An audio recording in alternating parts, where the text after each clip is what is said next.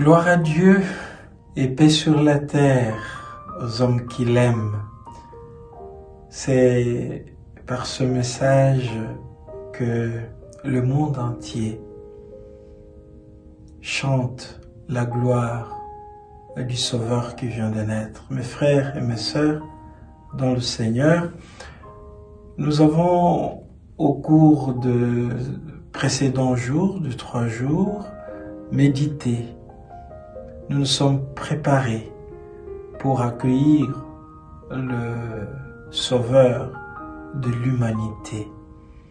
Donc nous avons commencé par la méditation sur l'espérance portée par les jeunes, le premier jour. Et le deuxième jour, nous avons médité sur l'espérance portée par des adultes. Et les 3e jours, nous avons médité sur l'espérance portée par des malades, par des souffrants, en utilisant l'évangile dont je voudrais me servir aujourd'hui, jour de Noël, pour vous partager ce que le Seigneur m'a inspiré. Et donc, je me servirai de l'évangile selon Saint Luc au chapitre 2e, du 1er au 14e verset. Et beaucoup de choses me frappent, m'interpellent dans cet évangile. La première chose, c'est que tout part d'une décision humaine, d'une décision éminemment politique. C'est un recensement qui est désiré par l'empereur et qui oblige tout le monde de retourner chez lui, dans son terroir. Et Joseph est obligé de prendre Marie, qui est enceinte, et se diriger vers Bethléem.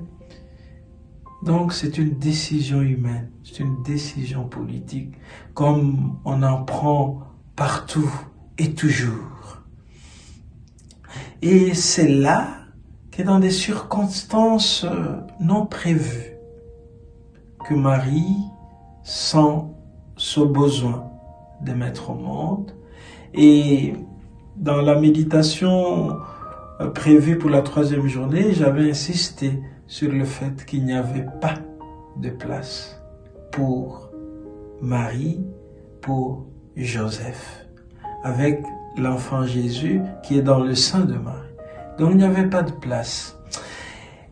En lisant cet évangile, je dois vous avouer avoir eu une pensée spéciale pour nos frères et nos sœurs de l'Est de notre pays. On peut s'imaginer des enfants qui sont nés dans des circonstances difficiles. Ils sont partis de chez eux. Ils ont fui la guerre. Et je suis quasiment sûr qu'il y a eu de mamans qui avaient en leur sein des enfants, des Congolais, et qui sont sûrement nés dans des circonstances tout à fait difficiles de la fuite. Et c'est les circonstances dans lesquelles notre Sauveur est né. C'est là que toute l'importance de Noël se trouve. C'est à rechercher dans la décision de Dieu de nous rejoindre dans le quotidien de notre vie. Ce quotidien fait des hauts et des bas. Et c'est vraiment le symbole de la cruche. C'est le symbole, de la crèche. C'est le symbole de cette mangeoire. La mangeoire qui accueille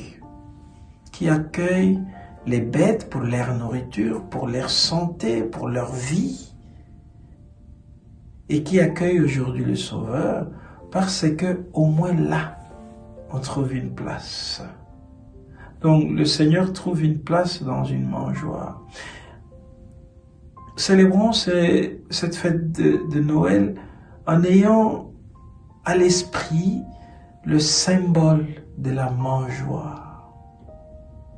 C'est-à-dire le symbole de quelque chose qui